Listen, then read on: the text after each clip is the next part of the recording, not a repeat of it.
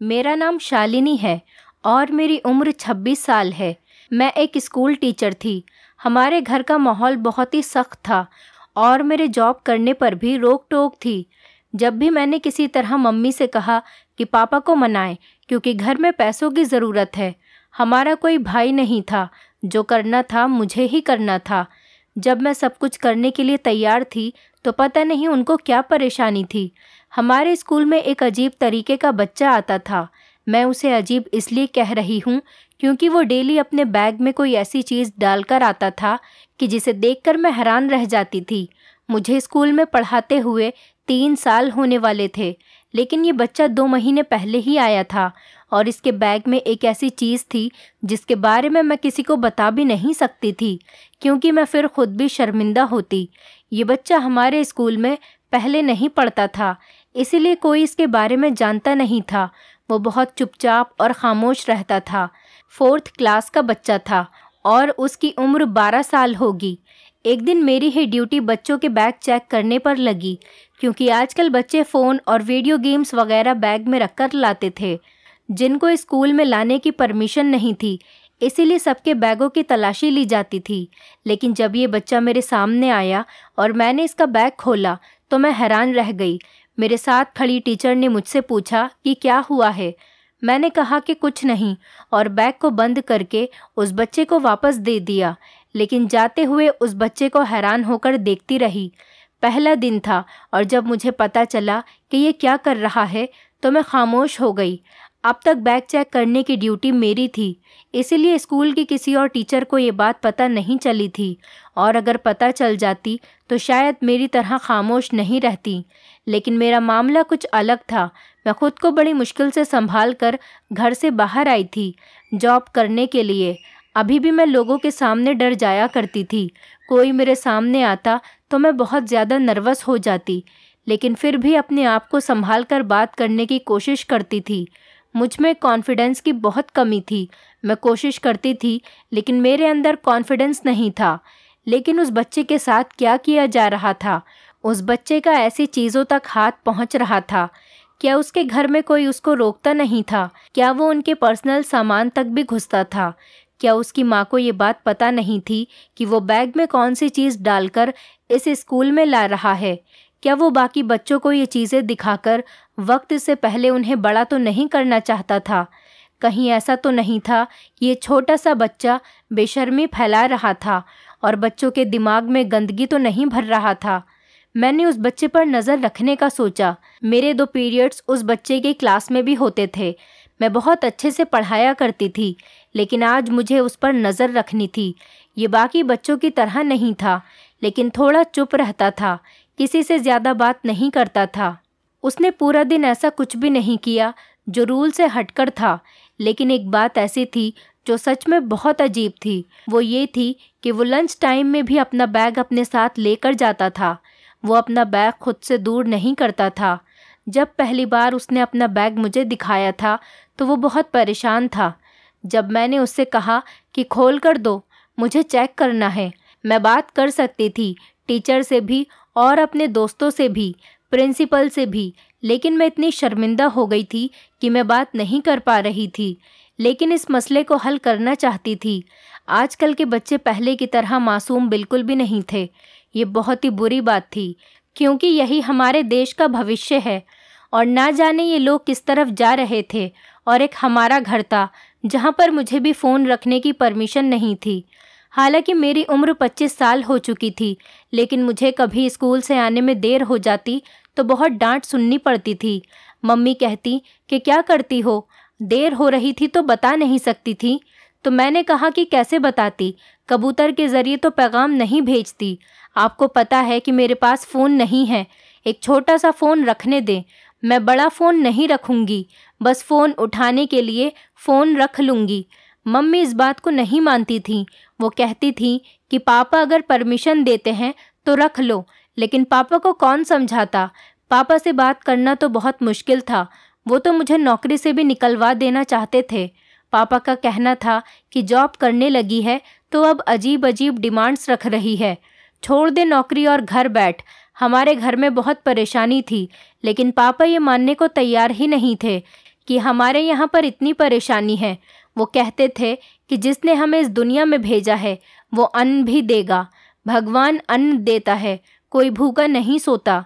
जबकि पापा घर में पैसे नहीं देते, मेरी सैलरी से ही घर का राशन पानी आता था और हम लोग भूखे रहने से बच जाते थे। लेकिन उस बच्चे की हरकतें देखकर मैं परेशान हो रही थी।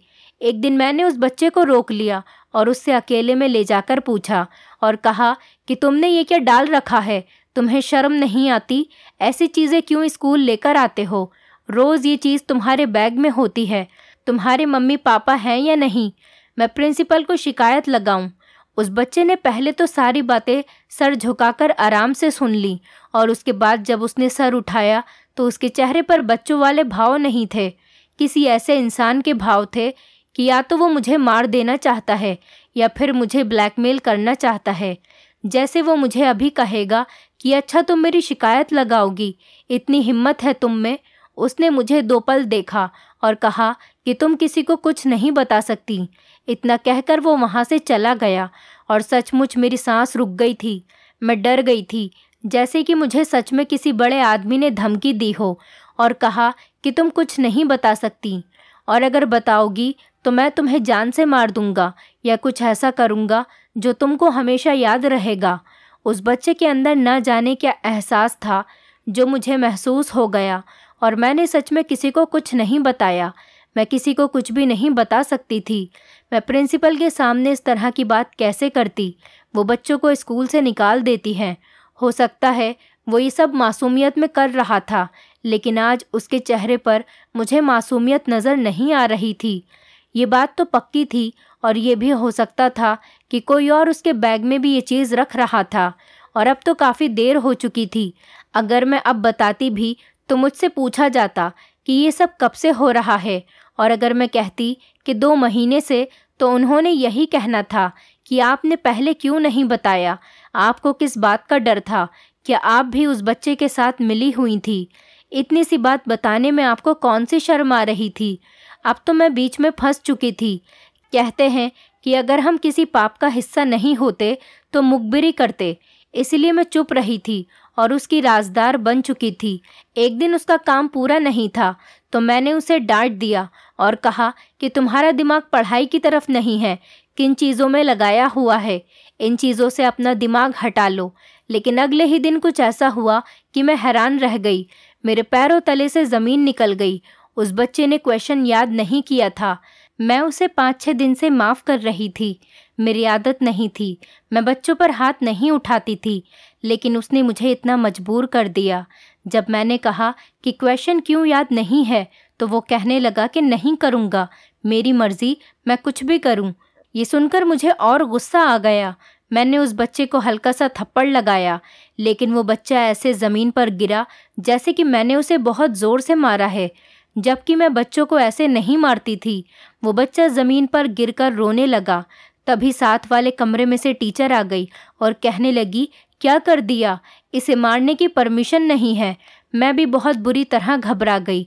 वो इतनी बुरी तरह से रो रहा था कि उसने रोते रोते अपना सांस बंद कर लिया। उसके घर वालों को बुला लिया गया। थोड़ी देर के बाद उसके घर वालों में वो बच्चा और मेरे साथ की टीचर जो उसे देखने के लिए आई थी, सब लोग प्रिंसिपल के कमरे में खड़े थे। कोर्ट जैसा माहौल बना हुआ था और मुझे सब लोग ऐसे देख रहे थे जैसे मैंने बहुत बड़ा गलत काम कर दिया हो। अब मैं किसी को ये भी नहीं कह सकती थी कि इस बच्चे ने ड्रामा किया, जानबूझकर मुझे गुस्सा दिलाने के लिए क्वेश्चन याद नहीं कर रहा था। मैंने इतना कहा कि मैंने हल्के से थप्पड़ मारा, लेकिन इसका पैर फिसल गया और ये गिर गया। हमारे स्कूल का एक नाम था, हमने ये कह रखा था कि हम यहाँ बच्चों को नहीं मारते, ज़्यादा से ज़्यादा लिखने की पनिशमेंट देते हैं या फिर खड़ा कर देते हैं। उसने कहा कि आपको मारने की नौबत क्यों आई, आप डांट भी तो सकती थीं, और कहा कि आपकी इस हरकत की वजह से मैं आपको स्कूल से भी निकाल सकती हूँ। मैं बहुत ज़्यादा परेशान हो गई क्योंकि मैं ऐसा बिल्कुल भी नहीं चाहती थी। मैंने प्रिंसिपल से भी सॉरी बोला और जब उसके माता पिता से सॉरी बोलने लगी तो उसकी मम्मी ने कहा कि कोई बात नहीं, हो जाती है गलती, कोई बड़ी बात नहीं है, सिर्फ रोया ही तो है, इससे ज़्यादा तो हम इसे घर में मार लेते हैं। बच्चे शरारती हैं। उसकी माँ ने तसल्ली दी तो प्रिंसिपल ने कहा कि नहीं, हमसे गलती हुई है। उन्होंने कहा कि कोई बात नहीं, आप लोगों ने फ़ोन करके बुलाया था तो हम लोग आ गए, इतनी बड़ी बात नहीं है, आप इनको बिल्कुल भी नहीं डांटें। उन्होंने मेरा साथ दिया। वो एक अच्छी औरत लग रही थी। वो इस बच्चे को वहाँ से लेकर चली गई और प्रिंसिपल ने कहा कि उन लोगों ने कोई एक्शन नहीं लिया, वरना आज तुम नौकरी से निकाली जाती। आज के बाद ऐसी कोई हरकत नहीं करना। मैंने कहा आज के बाद ऐसी हरकत नहीं करूँगी। फिर मैंने अपनी दोस्त को भी सब कुछ बताया तो वह हैरान हो गई। कहने लगी कि तुमने ये बात पहले क्यों नहीं बताई। तो मैंने कहा कि जो बच्चा इतना बड़ा ड्रामा बनवा सकता है, आज मैं उसकी वजह से नौकरी से जाने वाली थी। अगर मैंने उसी की बात बता दी तो उसे तो साफ साफ मुकर जाना था। वो बहुत शरारती और चालाक बच्चा है। उसकी माँ को भी उसके बारे में पता है, तभी तो वो मेरा साथ दे रही थी। इसलिए कुछ और ही सोचना होगा। मैंने उससे बहुत प्यार से, बहुत अच्छे तरीके से बात कर ली। अब मैं भी चालाकी करूँगी। मेरी दोस्त ने कहा कि तुम्हें कुछ ना कुछ तो करना चाहिए, लेकिन मैं बहुत ज़्यादा डर गई थी। अगर मेरी नौकरी चली जाती तो हम लोग तो भूखे मर जाते।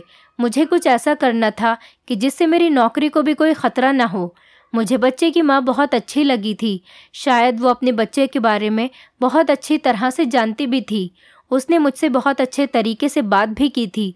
इसीलिए मैंने सोचा कि मुझे उसी से बात करनी चाहिए, लेकिन मुझे उसका नंबर कहाँ से मिलता। मैंने उस बच्चे की डायरी में देखा जिसमें उसके मम्मी पापा दोनों का नंबर लिखा हुआ था। हमारा स्कूल बहुत अच्छा स्कूल था। यहाँ पर हर चीज़ का ख्याल रखा जाता था।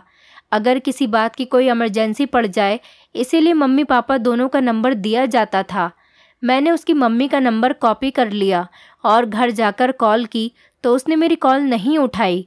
इसके बाद मैंने उसे दोबारा कॉल की और फिर मैंने अपने बारे में बताया और मैंने उससे कहा कि अगर बच्चा आपके आसपास बैठा है तो आप उससे साइड हो जाइए। उसने कहा कि नहीं, ऐसा नहीं है, आप बेफिक्र होकर बोलें कि क्या बात है। मैंने कहा कि मैं आपसे मिलना चाहती हूँ अकेले में, लेकिन मैं आपको स्कूल में नहीं मिल सकती, इसीलिए आपको कहीं बाहर मिलना होगा। मुझे आपके बेटे के बारे में बहुत ज़रूरी बात करनी है। मैं सोच रही थी कि वो परेशान होंगी, कुछ न कुछ बोलेंगी, लेकिन उसने कहा कि ठीक है, मैं आपसे मिलने के लिए तैयार हूँ। फिर उसने मुझसे पूछा कि मैं कहाँ पर आसानी से आ सकती हूँ। मैंने उसे एक जगह का बता दिया। हमें वैसे भी कोई घूमने कोई जाना था, हमें सिर्फ बात ही तो करनी थी। वो जगह बहुत अच्छी थी बात करने के लिए। उसने कहा ठीक है, मैं कल वहाँ पर पहुँच जाऊँगी। मैंने स्कूल के बाद का टाइम बताया था, क्योंकि मैं स्कूल के बाद ही वहाँ पर जा सकती थी।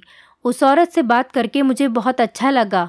उसने मेरी बात बहुत अच्छे तरीके से सुनी और मेरे साथ कोऑपरेट भी किया। अगले दिन वो मेरे सामने बैठी थी और मैंने उसे बताया कि आपका बेटा अपने स्कूल बैग में बहुत अजीबोगरीब चीज़ें लेकर आता है। उसने पूछा कौन सी चीज़। मैंने बताया कि आपके बेटे के बैग में आपकी अपनी पर्सनल चीज़ें होती हैं, जो एक औरत की पर्सनल चीज़ हो सकती है, जो वो रोज़ इस्तेमाल कर सकती है, वो उसके बैग के अंदर होती है। और मैंने उसे बताया कि मैंने उससे बात की तो उसने मुझे तेवर दिखाए। तो मैंने उनको वो बात भी बताई कि उस दिन क्या हुआ था। मैंने कहा कि मैंने आपके बेटे पर बिल्कुल भी हाथ नहीं उठाया था, उसे थप्पड़ कहा भी नहीं जा सकता। मैंने सिर्फ उसकी बेइज्जती करने के लिए उसे हल्का सा थप्पड़ लगाया था, ताकि उसे एहसास हो और वो क्वेश्चन याद करके आया करे। मैं उसे चोट नहीं पहुंचाना चाहती थी। उसने मेरी बात बहुत ध्यान से सुनी और फिर मुझे एक ऐसी बात बताई जो मैं हैरान रह गई। तो उसने एक बच्ची की तस्वीर दिखाई और कहा कि ये मेरी बेटी है। उसने कहा और जिस बच्चे की आप बात कर रही हैं वो मेरा बेटा नहीं है। दरअसल मैं उसकी असली माँ नहीं हूँ। उसमें उसकी गलती नहीं है। वो जो भी हरकतें करता है वो अपने हिसाब से ठीक करता है। मैंने कहा आप ऐसे कैसे बात कर सकती हैं? वो अपने बैग में किसी औरत की पर्सनल चीज़ें लेकर आता है, पूरे दिन अपने बैग में रखता है। अगर हम ये तलाशी नहीं लेते तो हमें पता भी नहीं चलता, किसी को भी ये बात नहीं पता। और जब मैंने उससे बात की तो वो मुझे ऐसे देख रहा था कि जैसे वो मुझे कोई तकलीफ़ पहुंचाएगा। वो बच्चा उम्र में बहुत छोटा है, लेकिन उसकी हरकतें अपनी उम्र से ज़्यादा बड़ी हैं। ये कोई आम बात नहीं है। आप इसे नॉर्मल कैसे कह सकती हैं? आप उसकी माँ नहीं हैं, इसलिए आप समझ नहीं सकती। उन्होंने बताया कि दरअसल इस बच्चे का कोई कसूर नहीं है, वो बहुत छोटा था जब उसकी माँ इसे छोड़कर चली गई। मैंने कहा कि बहुत अफसोस हुआ मुझे ये सुनकर। उसने कहा कि इसकी माँ इस दुनिया से नहीं गई, बल्कि इसे छोड़कर चली गई अपने किसी प्रेमी के साथ।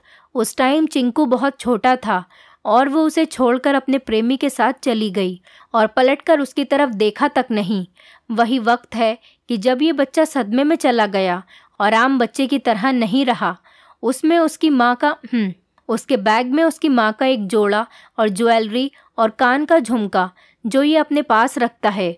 इसकी माँ अपने कमरे से सब कुछ ले गई और जो वो सब कुछ पीछे छोड़ गई वो इसने जमा करके अपने पास रखना शुरू कर दिया और वो इन चीज़ों को हमेशा अपने साथ रखता, किसी को हाथ नहीं लगाने देता। इसके पापा को ये सब पता है। वो भी अपनी पत्नी को बहुत मोहब्बत करता था और उसने भी अपनी पत्नी की कुछ चीज़ें बचा रखी हैं। लोग चले जाते हैं लेकिन अपनी यादें पीछे छोड़ जाते हैं, इसीलिए ये बच्चा बहुत ज़्यादा बदतमीज़ हो गया। मैं इसके पापा को बहुत पहले से जानती थी। हमारे पापा आपस में दोस्त थे। दरअसल ये मेरी भी दूसरी शादी है। दरअसल मेरी जहाँ पहले शादी हुई थी वो लोग अच्छे नहीं थे। उन्होंने मुझ पर बहुत जुल्म किया और मैंने उनसे डिवोर्स ले लिया। मेरी बेटी मेरे पहले पति की ही है। मैं यही सोच कर आई थी कि इस घर को अपना घर समझूंगी, लेकिन ये मुझे भी अपनी माँ नहीं समझता। ये मुझे माँ कहकर बुलाता भी नहीं। इसके पापा भी बिल्कुल ऐसे ही हैं। वो भी अपनी पत्नी की चीज़ों को गले से लगाकर रखते हैं, जबकि वो इन्हें धोखा देकर गई है। तब भी वो उसके बारे में कोई बुरी बात नहीं सुनते।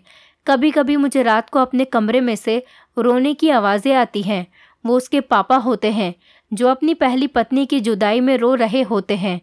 उसने इनके साथ अच्छा नहीं किया, लेकिन फिर भी ये दोनों उसके दीवाने हैं। वो इनको इस दुनिया से छोड़कर चली जाती तो शायद इन दोनों का सदमा इतना भारी नहीं होता।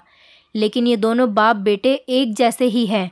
मैं इन्हें प्यार करती हूँ, संभालती हूँ, कोशिश करती हूँ कि सब कुछ ठीक हो जाए, लेकिन कुछ भी ठीक नहीं होता। वो औरत जालिम थी, लेकिन जुल्म उसने अपने साथ किया। इतना प्यार करने वाले पति और इतने प्यारे बेटे को छोड़कर चली गई। अच्छा भला ये बच्चा था, लेकिन अब ये बच्चा नहीं रहा।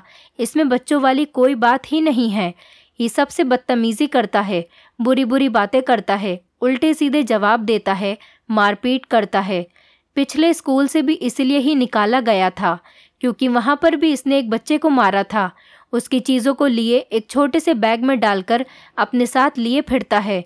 पति से कहा कि इसे किसी दिमागी डॉक्टर के पास ले जाएं, लेकिन सबसे पहले उसे खुद जाना चाहिए, जिसने आज तक अपनी शादी की रिंग नहीं उतारी। मैं तो अपनी बच्ची को भी उससे दूर रखती हूँ क्योंकि वो अचानक बहुत गुस्सा करता है। मैंने कहा कि मैं आपकी मदद करूँगी कि मैं इस बच्चे को नॉर्मल कर सकूँ। उसने कहा कि ये सब आप बिल्कुल मत कीजिएगा क्योंकि ऐसा बिल्कुल भी नहीं होने वाला। मैंने बहुत कोशिश की लेकिन ऐसा नहीं हो सका। मैंने उस औरत का धन्यवाद किया और उसने मुझे ये भी कहा कि आप ये बात किसी को मत बताइएगा।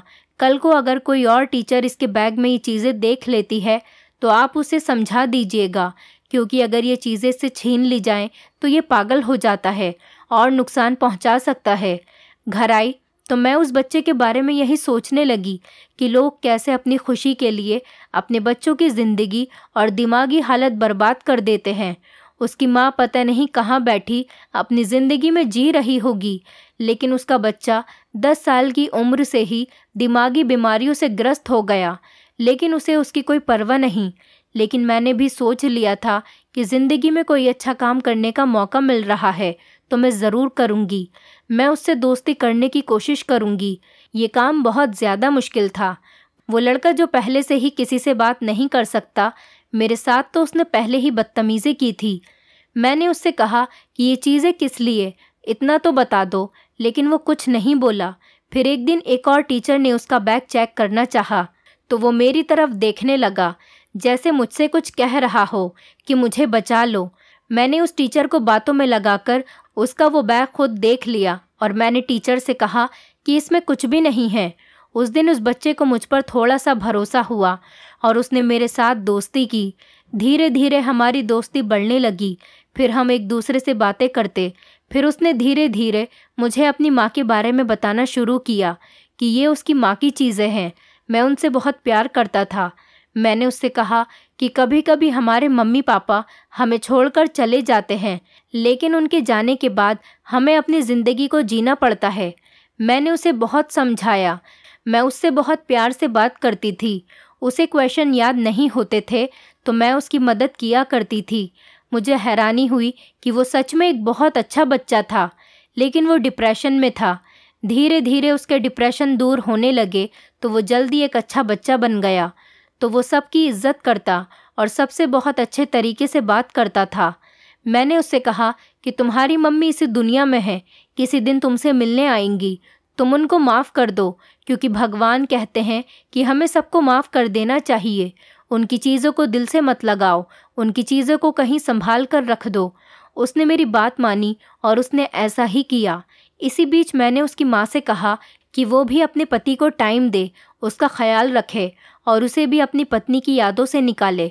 उसने मेरी बात मानी और अपने घर का माहौल अच्छा करने की कोशिश की।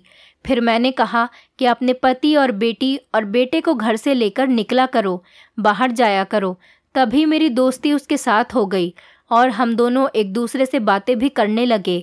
मैं कभी कभी सोचकर हैरान होती थी कि हम लोग एक दूसरे को जानते तक नहीं थे। और वो औरत जो उस घर को बिगाड़ गई थी, अब मुझे वो घर संभालना था और वो काम मुझे मेरे भगवान ने दिया था। मुझे इससे कोई फ़ायदा नहीं था, मेरा कोई मतलब नहीं था, लेकिन उनके चेहरे की खुशियाँ लौट आई थी। भगवान ने शायद मुझे उसका गिफ्ट दिया। मेरी शादी बहुत अच्छे घर में हो गई। ये रिश्ता मेरा चिंकू की मम्मी ने ही करवाया था। उनका कोई रिश्तेदार था जो कि आउट ऑफ कंट्री होता था, उसका अपना घर था। अब मैं उस घर का हिस्सा बन गई थी। अब मेरा चिंकू के घर भी आना जाना था, उसके घर में आया जाया करती थी और सब कुछ ठीक हो गया था। ज़िंदगी भर खुद पर ज़रूर फ़क्र होगा कि कुछ अच्छा काम ज़रूर किया था। आखिर मैं उस औरत के बारे में यही कहना चाहूँगी कि उसने बहुत गलत किया। उसने 2 लोगों की दिमागी हालत ख़राब कर दी, उनकी ज़िंदगी दांव पर लगाई थी। इतने मासूम बच्चे को उसने इतने बड़े सदमे में डाला। उसने इंसाफ अपने भगवान पर छोड़ दिया। वो कभी भी नज़र नहीं आई, न कभी उसने फ़ोन किया। दुनिया में कैसे कैसे पत्थर दिल लोग होते हैं। भगवान सबको सद्बुद्धि दे। दोस्तों, उम्मीद करती हूँ आपको हमारी कहानी पसंद आई होगी। कहानी पसंद आई है तो वीडियो को लाइक करें, चैनल पर नए हैं तो चैनल को सब्सक्राइब करें और हाँ, नोटिफिकेशन बेल को ज़रूर दबाएं ताकि अगली अपडेट सबसे पहले आपको मिले।